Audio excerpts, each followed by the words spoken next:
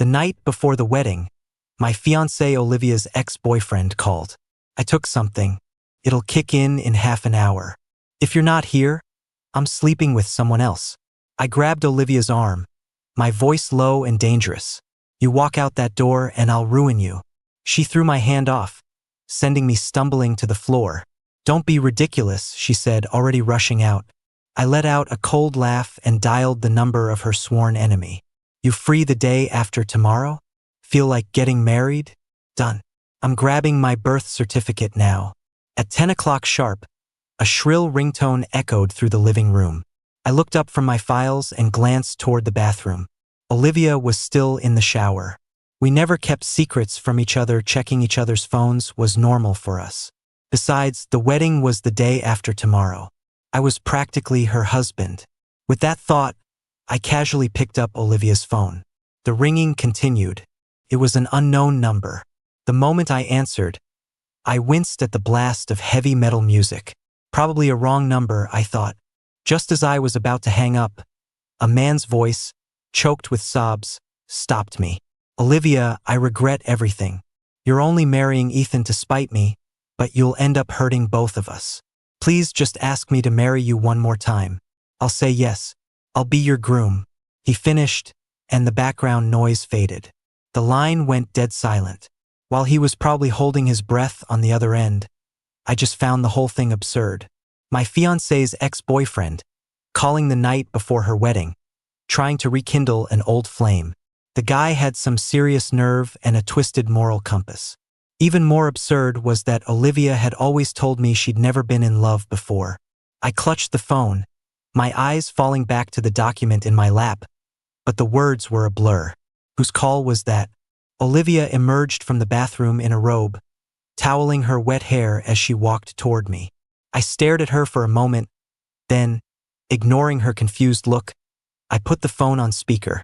Olivia, I'm at the Grand Lux. I took something. If you're not here in half an hour, I'll find another woman to take care of this. Olivia's hand froze mid-towel. A flicker of panic crossed her eyes as she snatched the phone back and hung up. I watched her coldly, taking in every detail of her flustered state. It's probably just Mark and the guys pulling a prank, trying to get me to come out. Don't worry about it. And don't answer calls from strange numbers anymore.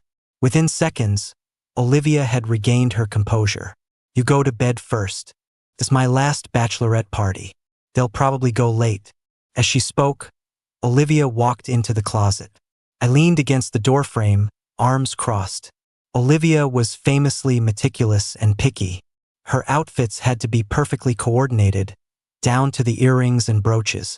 Even every strand of her hair had its designated place. But now, she didn't even look, just grabbing two completely mismatched items and throwing them on. If you're going to lie, at least put some effort into it. Or do you think I'm an idiot?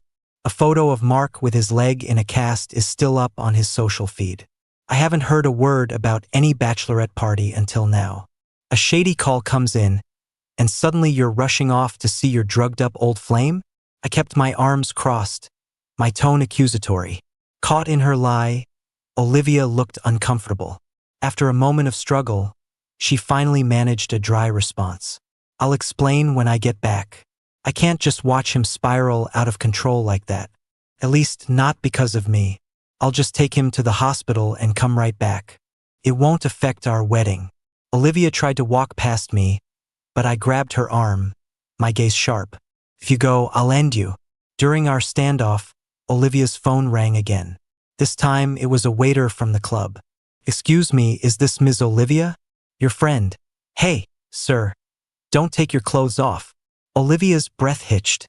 She violently yanked her hand free. Stop making a scene. It happened so fast I lost my balance and fell. My arm scraped against the floor, and tiny beads of blood began to surface. I gritted my teeth. Olivia. She turned back, looking like she wanted to help me up, but the phone in her pocket was vibrating nonstop. In the end, she turned toward the entryway and hastily grabbed her keys. All she left me with was, the first aid kit is in the cabinet on the left. Patch yourself up. I'll be back soon. Olivia left without a backward glance. I looked at my scraped, reddened arm, and my eyes turned to ice. I picked up my phone and dialed her arch-nemesis. Arya, clear your schedule for the day after tomorrow. You're marrying me. There was a long silence on the other end, then a sudden curse. You got it. I'm grabbing my birth certificate now. At a red light, Arya glanced over at me for the 8th time. I finally snapped, turning to glare at her. If you have something to say it. Stop dithering. So aggressive, Arya muttered. I was just curious, which hospital were you thinking of going to? After agreeing on the phone, Arya had hung up abruptly. Half an hour later, she was standing downstairs. The first thing she saw when she looked at me was my injured arm. Her brow furrowed for a second before smoothing out. Then she adopted a lazy tone. I had expected her to ask about the whole bride-swapping situation. I had even braced myself for her to get in my face and gloat. I was ready for her mockery, but she took a completely different route. I was speechless. She kept talking as if to herself. We should probably go to Mercy General. Might as well milk Olivia's family's reputation while they still think you're their son-in-law. Just then, the light turned green, and the car merged into traffic. I watched the streetlights streak past and licked my dry lips. Suddenly, I spoke. Get me a front-page feature later. I'm going to live stream. Arya kept one hand on the wheel, while the other fumbled around for a carton of milk. She tossed it into my lap and asked nonchalantly, easy enough. Announcing our great love story? A slow smirk spread across my face. My voice was ice-cold. Catching a cheater. The wound was bandaged quickly. By the time we left the hospital, it was nearly midnight. Arya wasted no time driving me to the Grand Lux. She seemed worried I'd change my mind if we waited a second longer. And since she was the owner, she had no trouble finding out which room Olivia was in. I started the live stream as we got on the elevator.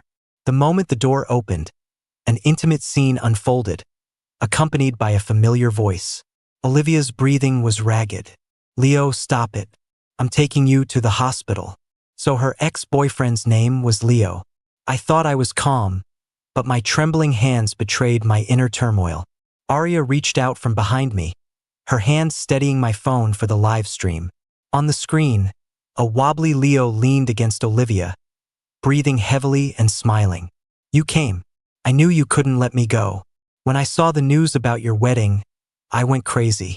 I skipped my competition and flew back immediately. You're only marrying that guy, Ethan, because his mouth looks like mine, because he likes to paint like me, and because he loves musicals just like me. Leo paused, then laughed triumphantly. Admit it. You've always loved me, and I love you too. Olivia didn't say a word. She just wrapped an arm around Leo's waist, pushed him against the wall, and kissed him hard. Suddenly, my world went dark. It was Arya.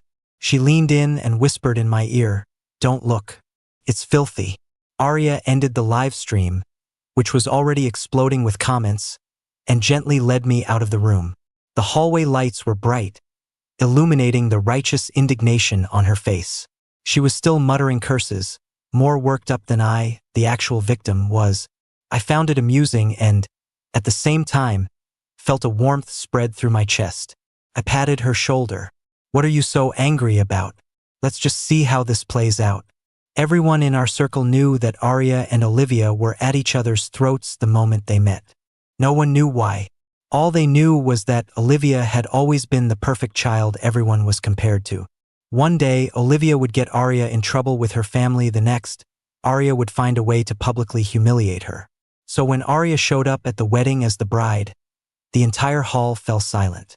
Do I need to personally cue the MC? Arya raised an eyebrow, a half smile playing on her lips as she looked at the host. And now, let's welcome our beautiful bride.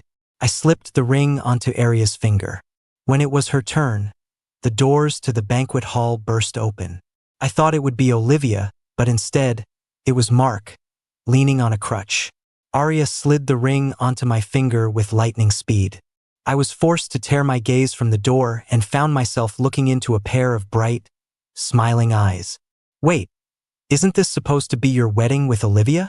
After the ceremony, Mark sidled up to me, his eyes still wide with shock. Your dear Olivia was busy. Who knows, maybe she's still in her old flame's bed. I was smiling, but there was no warmth in my eyes. Impossible, Mark retorted instinctively. Everyone knows how much she cares about you. Last year, when you two were kidnapped, she gave you the chance to escape. She's had feelings for you for ages. The year you went abroad for your exchange program, she was always making up excuses for business trips just to see you. She was so worried you wouldn't get used to the food there that she learned to cook. For years, she's only ever cooked for you. I had no interest in reminiscing. I cut Mark off before he could sing any more of Olivia's praises. She gave me the chance to escape because her own leg was broken. She needed me to get out and find help for her. And those business trips? It just so happened that Leo was in the same country. I was the one she was visiting on the side. I had only found that out yesterday. As for her cooking, she's in the kitchen maybe 10 times a year. Who exactly do you think she's doing that for? I've done plenty of stupid things for her, too. Don't even try to guilt trip me. Ever since we were kids, I had been Olivia's little shadow. In middle school, I skipped class for her and threatened any boy who got too close. I was so focused on her that my grades plummeted. My parents couldn't stand it anymore and sent me abroad, and I didn't come back until college. I didn't want to say more. I just projected last night's recording for him to see. From the moment the hotel room door opened to the sounds of their intimate entanglement, Mark shut his mouth and slinked away. Leo's appearance was like a set of claws, tearing away Olivia's polished facade. It let me see the rot underneath. That night, after a shower, I was lying on my stomach in bed, wearing pajamas. A message popped up on my screen from my best friend, Ben. You have no idea how satisfying the comments online are. The White family stock has completely tanked. But why Arya? And she actually agreed to help you. Did you guys, My fingers tapped out a reply. They're mortal enemies. Of course she'd jump at the chance to screw Olivia over. It's just an act. No way we'd actually hook up. I never got to send the message. A hand reached down from above and snatched my phone away. I turned my head to see a completely naked Arya leaning over me. She swiped a finger across the screen, glanced at the messages, and tossed the phone aside. Then she lowered her head to gaze at me, one eyebrow slightly raised. From my angle, I could see her graceful neck, delicate collarbones, and the beautiful lines of her body. Any lower, and I hastily averted my eyes. I cleared my throat, trying to sound calm. You're dripping water on me. As I tried to push her away, my pajama top slipped. It exposed my broad shoulders and a wide expanse of my firm chest. Arya's eyes instantly darkened. She pinned my hands above my head. Who said I was acting? She murmured. Now just be a good boy and take it. After a night of frenzied passion, I was so exhausted I fell asleep right away. When the phone rang, I was only vaguely conscious. I thought I heard Olivia's furious voice yelling, "You dare touch Ethan?" The day after the wedding, I was shaken awake. I opened my eyes to a beautiful face right in front of mine. I jolted in surprise, and the sharp movement sent a pang through my sore muscles from the night before. "Morning, babe. Don't go back to sleep. We've got urgent business today." Her husky voice whispered in my ear, sending a tingle straight to my scalp. To make matters worse, she gently nibbled on my earlobe. The chaotic images from last night flooded my mind. The thought made me shudder, and I gritted my teeth. "Let go. Don't call me that. Okay, honey." Arya switched gears so seamlessly it made me suspect her previous term of endearment was just a feint. A thought suddenly occurred to me. "Don't you have to go to work?" At that, Arya shot me a look. "You've already forgotten what you promised me last night?" Last night, the enemy's assault was too fierce. My defenses were breached, and I was forced to sign an unequal treaty. Get up and get dressed. We're going to City Hall. That's right. Last night, Arya had forced me to agree to get our marriage license. From the very beginning, I had told her this wedding was just a signal of our partnership. She didn't actually need to go steal her birth certificate. Arya had agreed with surprising ease. Sitting in the car, I suddenly felt like prey that had willingly walked into a hunter's perfectly laid trap. With 4 parts suspicion, 3 parts shock, and a dash of bewilderment, I asked Arya, You don't actually like me, do you? Of course I do. You're just now figuring that out? Arya's answer was so natural that it took me a moment to process. Who was Arya Shaw? The illegitimate daughter, only acknowledged by her family in high school. Everyone in our circle said the Shaws would just give her a sum of money and send her away once she turned 18. But this was the person everyone looked down on. On her 18th birthday, she took complete control of the Shaw family empire. Her words? Better to just take them with a grain of salt. I warned myself again not to get ahead of myself. Arya went to park the car. I waited for her at the entrance to City Hall. The sun was scorching, and the already oppressive weather was made worse by Olivia's arrival, which added another layer of frustration to my mood. She looked so haggard. Despite the foundation, the dark circles under her eyes were still obvious. Leo was clearly quite a handful. When she saw me, Olivia's dull eyes lit up. It was as if a clear spring had been poured into them, bringing her back to life. I scoffed internally and started to walk away, trying to avoid this walking disaster. The footsteps behind me grew closer. I cursed the fact I was wearing dress shoes today as Olivia caught up to me. She grabbed my wrist, her voice a low plea. Ethan, I know I was completely in the wrong. If I got on my knees and begged you right now, would you forgive me? Olivia looked at me with hope in her eyes.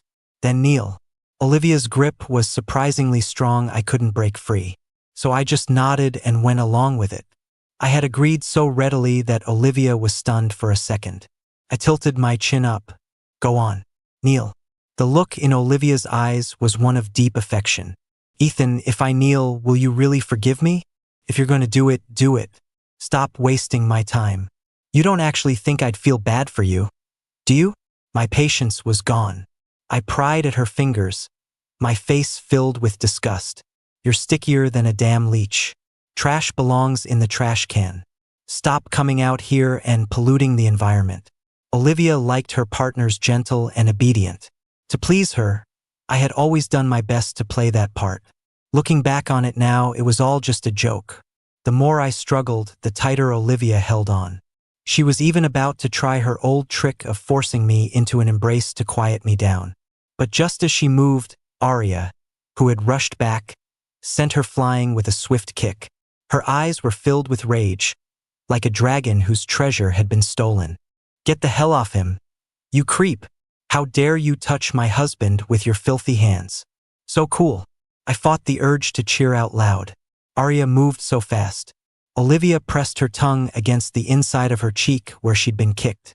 Her eyes were vicious, staring daggers at Arya. Honey, you hold on to these. Arya still had the documents in her hand. When she passed them to me, they were perfectly uncreased. In the time it took me to look down, the two of them were at each other's throats like a pair of enraged beasts. By the time Leo arrived, Olivia's face was already bruised.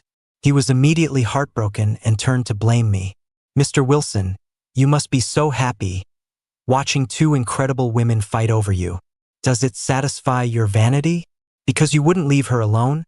Olivia was forced to be with you, unable to pursue her true love. She was tortured, body and soul, every single day. Now that she's finally free, why do you have to keep pestering her? Can't you stand to see her happy? Leo was wearing a white shirt today, which, paired with his handsome face, gave him the look of a pure, resilient, innocent victim. I could hear the whispers of the people around me. I also saw the corner of Leo's mouth twitch into a subtle smirk. He looked at me with such disappointment. My interest was piqued. Where did Leo get the nerve to lecture me with such a holier-than-thou tone? You must be great at flipping pancakes, seeing as you're so good at twisting the truth.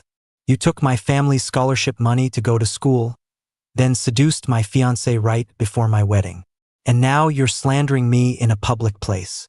You've really got a thick skin. I wish you all the best in getting what you want. Every year, my family donates a large sum of money to charity. Starting in high school, my mother began sponsoring one person in particular. According to my mom, he and I would have a lot to talk about, since our hobbies were so similar. I never imagined that person would be Leo. Thinking about it now, everything, the painting, the musicals, it was all an intentional act on his part. But I went abroad in high school. How did he even know about me? Mr. Wilson, I know you look down on poor people like us. You're used to being praised. You can't handle harsh truths. But you're being a bully. How can you just slander me like that? Leo's indignant tone brought me back to the present. I looked closer and saw tears welling up in his eyes. The scholarship was for your education, not so you could knowingly become the other man and steal what belongs to someone else. I held back Arya, who was itching for a fight, and gently touched the bruise on the corner of her mouth. We can't do this today. Let's go home. As we passed Olivia, she hadn't given up. Her slightly hoarse voice trembled as she spoke pitifully. Ethan, I'm hurt. It really hurts. If this were the past, I would have rushed over to fuss over her. Like last New Year's Eve, when she got drunk and bumped her head on the corner of a table. I had frantically pulled out the first aid kit, dabbing at the wound while scolding her. You know you have a lower pain threshold than most people, yet you're still so careless. Serves you right. Outside the window where the lights of 1,000 homes inside was a warm little world with just the two of us. I had asked with concern, does it hurt? It hurts. Olivia, who had been silent until then, finally smiled, her voice low as she showed her vulnerability to me. Olivia knew how to make me soften up, but times had changed. Olivia, I really have no respect for you. Still trying to play the victim with me? Didn't you hear your little lover complaining about how I bullied him? You did just sleep with the guy last night. You could at least try to protect him a little. Arya chimed in with a laugh. That's because there's always a difference between what's offered for free and what costs a fortune. Seeing me unmoved, Olivia gritted her teeth and turned her attack on Arya. Arya, do you dare tell Ethan how you took over the Shaw family? Do you dare let him know how ruthless and cold-blooded you are? How you used your own mother to get the family fortune, how even the grandmother who raised you. I suddenly lashed out, my palm connecting with Olivia's face. Only after I'd hit her did I feel a sense of release, as if the pent-up frustration inside me finally had an outlet. Olivia stared at me in disbelief. I hadn't thought before swinging. I just knew I couldn't let her say another word.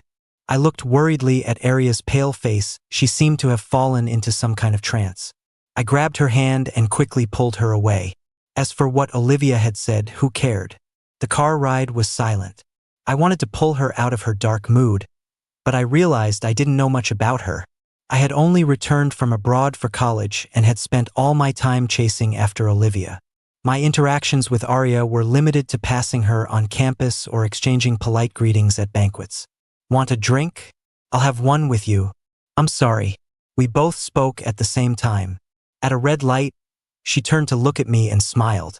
I was planning to take you home to rest after we got the license. My bad for not checking the almanac before we left. I shouldn't have woken you up. I'll take you home to rest. Since Arya was pretending nothing had happened, I wasn't going to embarrass myself by pushing it. At the end of the day, we were just using each other. Arya didn't come home until late that night.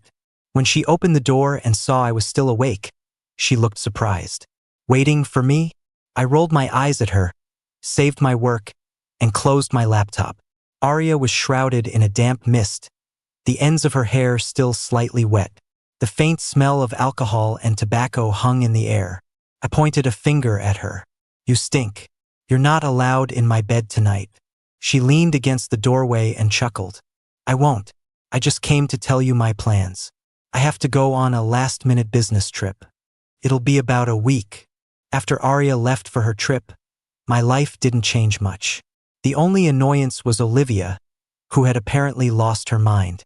She was ignoring her company and camping out downstairs, waiting for me every day.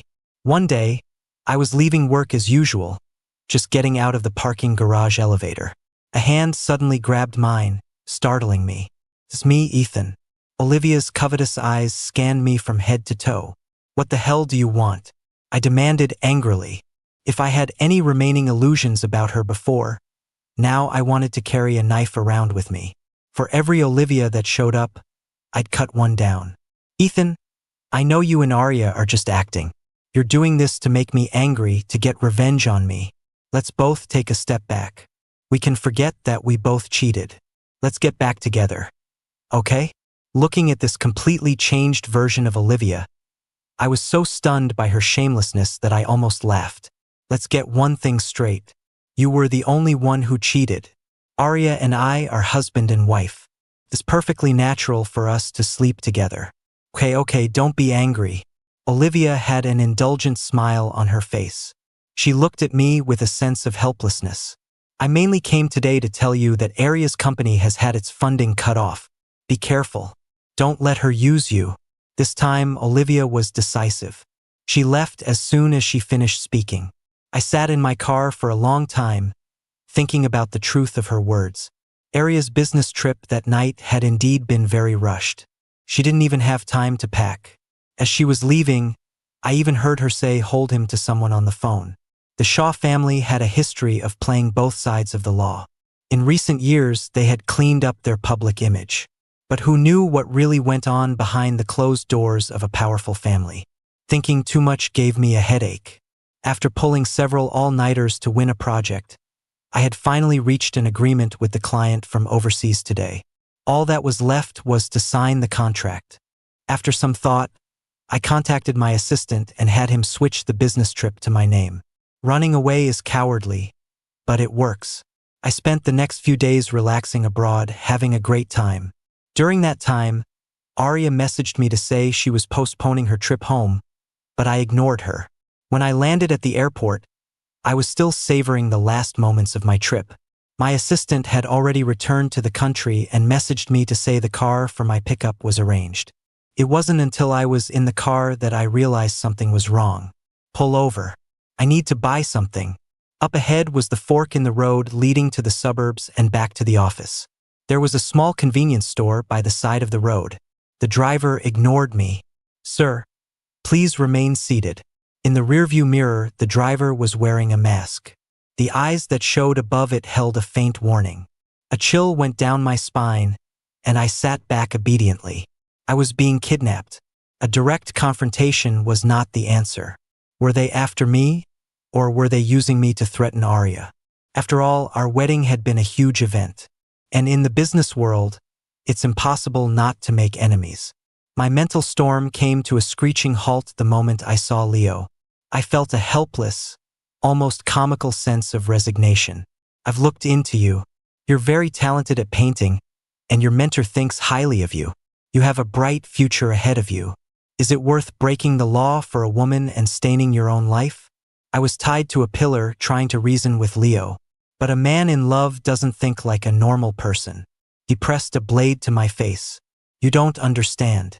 Your parents are in love, your family is happy, and you've been pampered like a prince. You went to elite schools with the newest equipment. You were so dazzling. So he had noticed me even back then. Leo held his hands up in front of my face, forcing my eyes open. See these rough hands? Who would believe these belong to a young man? Harsh places breed harsh people. When I was being beaten half to death, Olivia saved me. In that moment, she was glowing. Someone so refined, she wasn't disgusted by how filthy I was. She gently cleaned my wounds and asked if it hurt. In that moment, I swore to myself that I would become the man standing by her side. For a moment, I didn't know whether to feel sorry for him or hate him. I could guess what happened next. Leo got into school with his excellent grades and found out that Olivia and I were childhood friends. He started by mimicking my every word and action to get Olivia's attention, then gradually let his own personality show through, until he had completely captured her heart. A realization dawned on me. With skills like that, what couldn't you succeed at? Leo scoffed. No woman likes a domineering man. But you're the one I hate the most. He gritted his teeth, every word dripping with hatred for me. Olivia ran out on your wedding, and you're clearly not even pure anymore. Yet you still treat her with indifference. So why does she keep coming back to you? What kind of spell have you cast on her? Because she's pathetic, I said, not hesitating to offer my assessment of Olivia.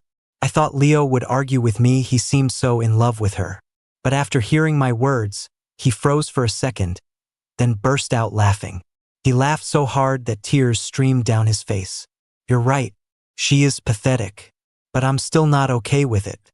So I've prepared a little game. Seeing the strange smile on Leo's face, I felt a sense of unease. Leo took out a remote control and pressed a button. The wooden floorboards in a semi-circle around me splintered and broke away, revealing what was underneath. This was a warehouse built over the ocean. One more press of that button, and I would fall into the churning waves. With my hands tied, there would be no chance of survival. I want to see, between you and me, who will Olivia choose? Leo had gone insane. As I watched him walk toward me with the remote, the rickety planks groaned under the added weight. In that moment, I truly wanted to kill Olivia. To hell with her reckless affairs, and to hell with this life or death choice. All I hoped for was that my assistant would notice something was wrong and call the police to save me. Time ticked by. I took deep breaths to stay calm. Leo, let me go. I promise I'll stay far away from Olivia. I can guarantee she'll marry you. See? You're still acting so high and mighty, Leo said, not falling for it. His laughter echoed through the empty warehouse, making my hair stand on end. If Olivia chooses me, you die. If she chooses you, then I'll take you down with me. You're a lunatic, I spat. Suddenly, the sound of many hurried footsteps came from the entrance. My eyes lit up with hope as I stared intently at the first person to walk in. The warehouse doors swung open. It was Olivia. My hope was extinguished. Honey, my emotions were on a roller coaster, more turbulent than they had ever been. Arya's voice at that moment was like music from heaven. Arya. My eyes sparkled as I stared at her. The moment Arya entered, Leo pressed the knife to my throat and started screaming hysterically, because behind Arya stood a dozen bodyguards. Get them out. Get them out. You touch one hair on his head, and I guarantee you'll be dug up and flogged even after you're dead. Olivia's brow furrowed, and she took a step forward. Leo, let Ethan go. I'll go with you to turn yourself in. I wanted to shove Olivia's head into the ocean right then and there.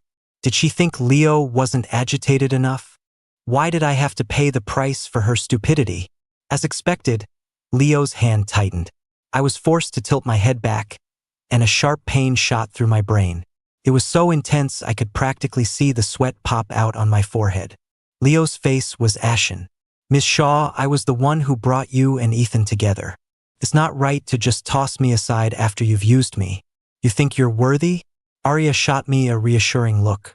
When she turned back to Leo, her eyes were as cold as a corpse's. What do you mean? Olivia, playing dumb at this point is just pathetic. Take her down. Arya's bodyguards were already in position. At her command, they moved. Olivia didn't even have a chance to struggle. You never thought that one night of fooling around would lead to your family's years of dirty laundry being exposed. So you embezzled public funds to cut off my cash flow. 1, you could take me down. 2, you could win back Ethan and use him to fill the hole in your family's finances. The tip of Arya's shiny leather shoe pressed against Olivia's chin in a humiliating gesture. You never expected Ethan to be so resolute, so you had Leo kidnap him so you could play the hero. With the debt of saving his life, even if you couldn't control him, you could at least save yourself. Right, Miss White? Arya looked down at Olivia, her tone chillingly indifferent. Her words were like a hammer blow, clearing the fog in my head. That's right. Some people have no conscience. She doesn't love you, but for her own benefit, she will cling to you constantly.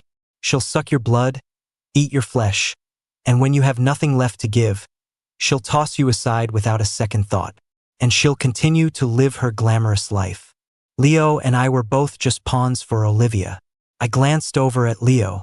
He was staring at Olivia with an obsessed look in his eyes. Suddenly, his expression changed. Olivia's arm was dislocated, and a muffled grunt echoed through the warehouse. I admit my intentions weren't pure, but can you honestly say you've treated Ethan right? To get him, you ignored his feelings and set up his fiancée to sleep with another man right before his wedding. He gets kidnapped and you show up right after. You knew it was dangerous but did nothing to stop it. In the end, it was all for your own benefit. How is your love any nobler than mine? Actually, I had my suspicions. I have a tracker on me, but Arya shouldn't have had access to it, yet she found me with perfect accuracy. Faster than the police. But for now, I had to stay silent. I saw a bodyguard silently moving toward me. Just one more step and he could overpower Leo. But in that one step, Olivia saw him. She screamed, "Leo, press the button."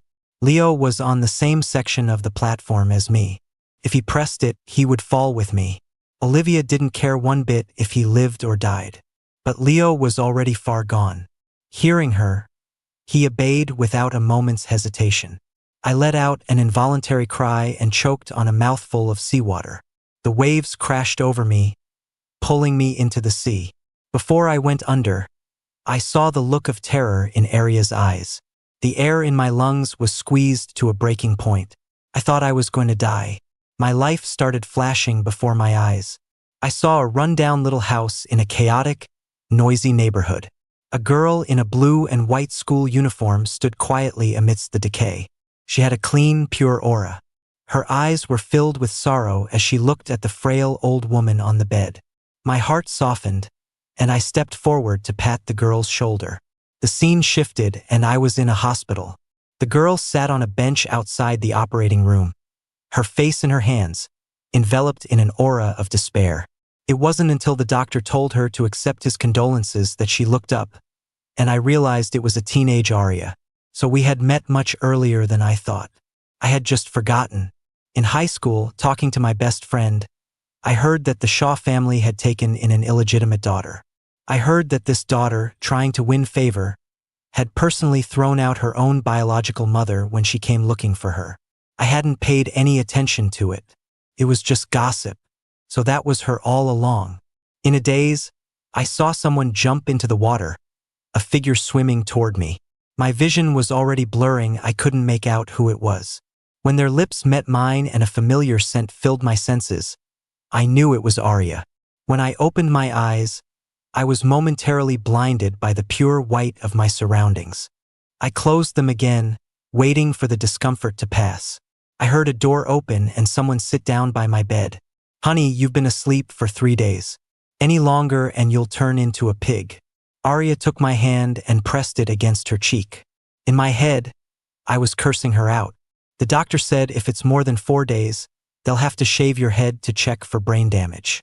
But don't worry, even if you're bald, I'll still love you. At that, my eyes snapped open. I gritted my teeth. "You dare? Done pretending?"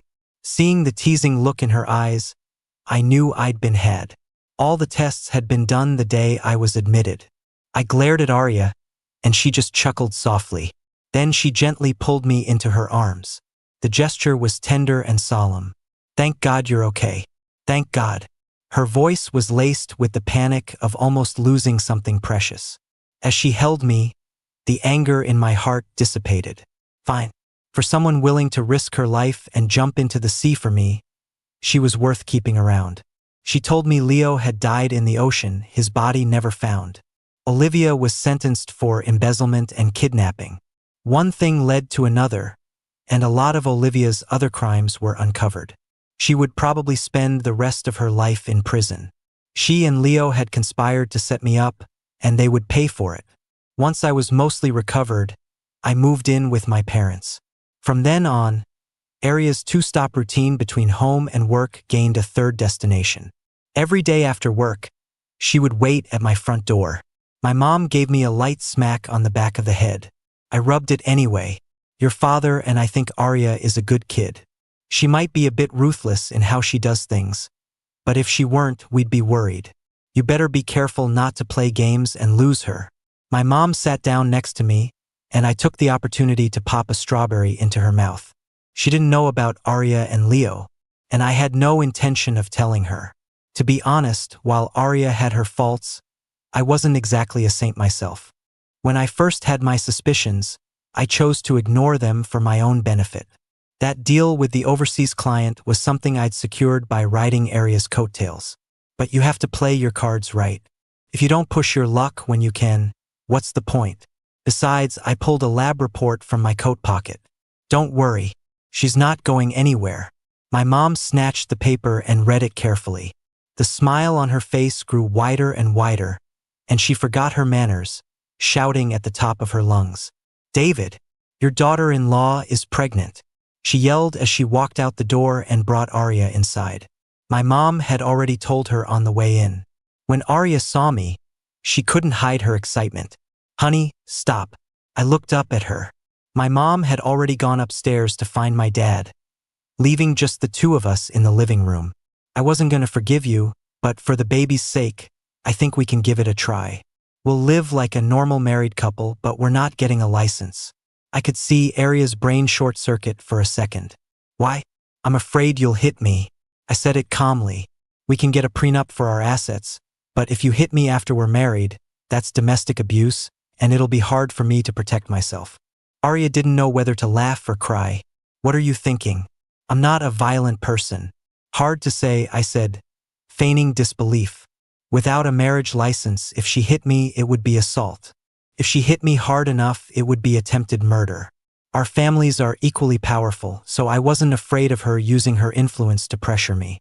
So, do you agree or not?" "Okay." Arya agreed with a helpless sigh. "Can I take you home now?" I nodded. Mission accomplished.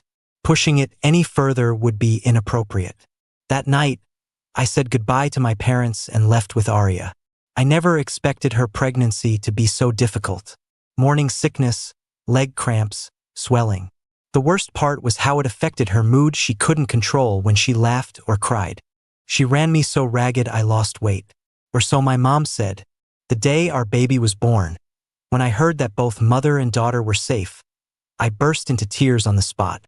What was even funnier was that she had no postpartum issues at all. I, on the other hand, got depression. One night, I woke up from another anxiety-fueled nightmare and sat on the edge of the bed, unable to fall back asleep. Arya sensed my movement and expertly got up to get me water and my medication, gently coaxing me to take it. During the day, she went with me to see a therapist. For the first 2 months, we were inseparable.